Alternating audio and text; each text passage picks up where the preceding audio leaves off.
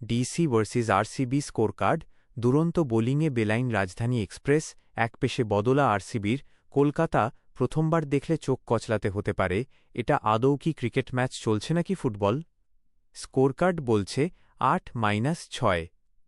Over মাত্র ৪।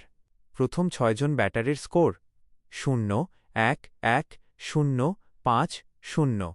এমতাবস্থায় অরুণ জেটলির দর্শক হয়তো ভেবে নিয়েছিলেন ২০১৭ রানের আরসিবির করা ৪৯ রানের রেকর্ড না হয় আজকেই ভেঙে যায়, কিন্তু সেসব কিছুই হল না।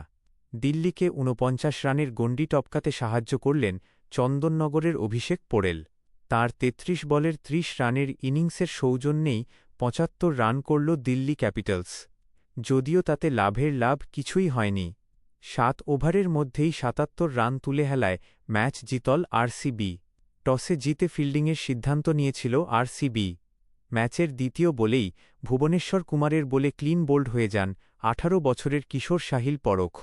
আজ আইপিএলে অভিষেক করলেন নাসিকের সাহিল, কিন্তু তার প্রথম ম্যাচ একদমই স্মরণীয় করে রাখলেন না ভুবি। তারপর থেকেই যেন ধস নামল দিল্লির ব্যাটিংয়ে। যে দিল্লি পাঞ্জাবের বিরুদ্ধে গত ম্যাচে ২৬৪ রান করেছিল, তারা আজ যেন শুরু থেকেই বেলাইন হয়ে গিয়েছিল। গত ম্যাচে ১৫২ রান করা কেএল রাহুল আজ ৩ বলে ১ রান করেই আউট হয়ে গেলেন। তারপরেই ল্যান্ডফল।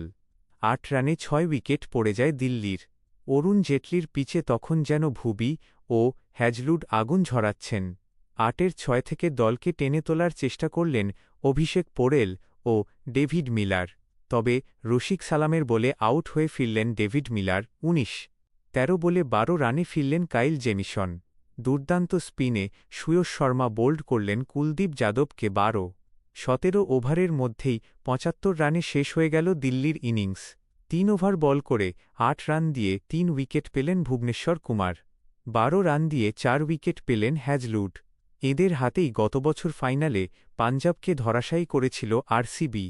জবাবে ব্যাট করতে নেমে শুরু থেকেই ঝড় তোলেন জেকব বেথেল ২০। বেথেলের আউট হওয়ার পর জলদি ম্যাচ শেষ করার দায়িত্ব নেন দেবদত্ত পাদিক্কাল। ১৩ বলে ৩৪ রান করে অপরাজিত থাকেন দেবদত্ত। দলের প্রাণভোমরা বিরাট কোহলি অপরাজিত রইলেন ১৫ বলে ২৩ রানে। আজকের ম্যাচে কোহলি ছুঁলেন টি২০ ক্রিকেটে ৯,০০০ রানের অনন্য রেকর্ড। সেই সঙ্গে ৯ উইকেটে জিতে নিজেদের প্লে অফের রাস্তা আরও প্রশস্ত করল আরসিবি। ২০২৪ সালে ইডেনে কেকেআর ম্যাচ ১ রানে হারার পর থেকেই যেন আমূল বদলে গিয়েছে আরসিবি। ২০২৪-এ টানা ৬ ম্যাচ জিতে প্লে অফে কোয়ালিফাই করেছিল বেঙ্গালুরু। ২০২৫ সালে পাঞ্জাব কিংসকে হারিয়ে প্রথম আইপিএল জয়। ২০২৬-এ ২ ম্যাচ হারলেও এখনও অপ্রতিরোধ্য লাগছে কোহলিদের। আইপিএলের ইতিহাসে পরপর ২ বার চ্যাম্পিয়ন হয়েছে একমাত্র ২ দল, ২০১০ ও ২০১১ সালে চেন্নাই এবং ২০১৯-২০ সালে মুম্বই। এই বছর জিতলে তৃতীয় দল হিসেবে জিতবে রয়্যাল চ্যালেঞ্জার্স বেঙ্গালুরু। কিন্তু তাঁদের সামনে এখন কাঁটা একটাই, এই আইপিএলে এখনও অপ্রতিরোধ্য ও অপরাজেয় থাকা পাঞ্জাব। এইবারও ২০২৫ সালের আইপিএলের ফাইনালের রিপিট যদি ৩১শে মে চিন্নাস্বামীতে হয়, তাহলে বোধহয় অবাক হওয়ার কিছুই থাকবে না।